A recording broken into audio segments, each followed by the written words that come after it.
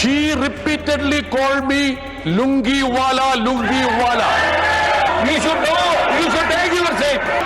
If there is anything which is objectionable, then the other member also should be allowed to make a point. We don't call it lungi, it is dhoti. What Sushmita Dev has to say, that should be also brought on record.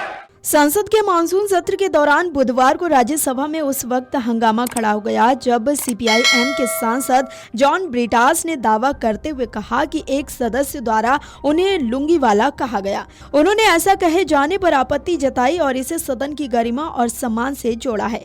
John Brittas ने कहा, भारी मन से मैं ये मुद्दा उठा रहा हूं क्योंकि ये सदन की गरिमा, प्रतिष्ठा और सम्मान का सवाल है। ये किसी एक दल का नहीं बल्कि सभी दलों से जुड़ा मुद्दा है। जॉन ब्रिटास ने सदन में कहा कि मैं एक दक्षिण भारतीय और निश्चित रूप से एक गर्वित मलयाली हूं।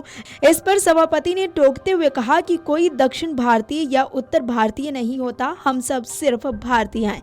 ब्रिटास ने अपनी भाषा, संस्कृति और खान पान व पहनावे पर गर्व जताते हुए कहा कि भारतीय संविधान देश की विविधता का सम्मान करता है।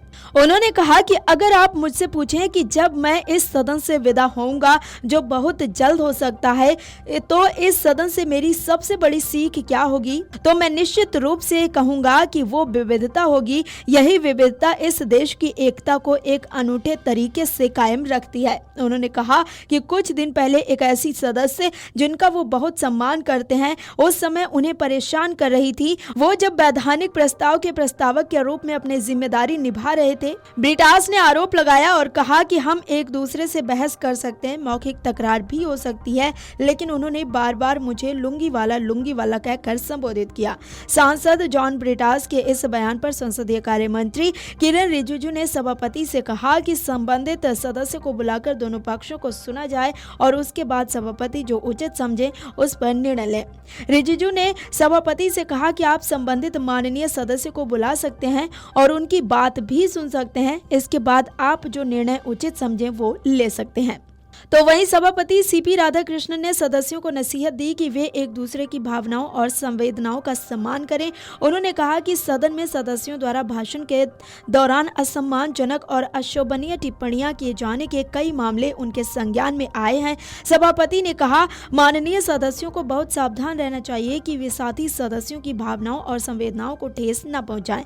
हमारी संस्कृति अनूठी है और ये विभिन्न क्षेत्रीय संस्कृतियों से मिलकर बनी है। उन्होंने कहा कि सदन में किसी भी सदस्य की सांस्कृतिक परंपराओं और क्षेत्रीय पहचान का अनादर नहीं होना चाहिए। किसी सदस्य के भाषण के दौरान बीच में हस्तक्षेप करते हुए असम्मानजनक और अशोभनीय टिप्पणियां करने के कुछ मामले मेरे संज्ञान में आए हैं। सभापति ने स्पष्ट किया कि वो इस मामले को जल्द ही सुलझाएंगे। उन्होंने कहा कि मैं संबंधित माननीय सदस्यों को जल्द ही अपने कक्ष में बुलाऊंगा और इस मामले को सुलझाऊंगा। Video desk amarujala.com। अगर आप ये वीडियो YouTube पर देख रहे हैं तो हमारे चैनल को सब्सक्राइब कर बेल आइकन दबाएं और Facebook पर देख रहे हैं तो हमारे पेज को लाइक करें।